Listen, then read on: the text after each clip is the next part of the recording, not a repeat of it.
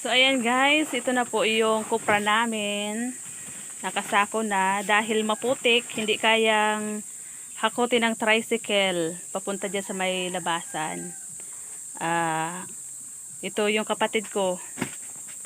Lakas na lang daw niya yung bahala. Nako.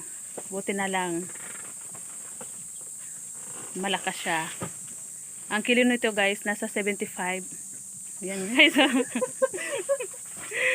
Oh, ayan oh. Ito. Ayan. Ayan oh. Oh, may pasayaw-sayaw pag nangyayari. Maputi kasi guys yung ano ngayon kasi panay ulan. Hindi kaya hakutin ng tricycle. Dadalhin lang diyan guys sa pantay. Sa kapantayan at hakutin ng kalabaw namin papunta doon sa may labasan na naman sa may kalsada.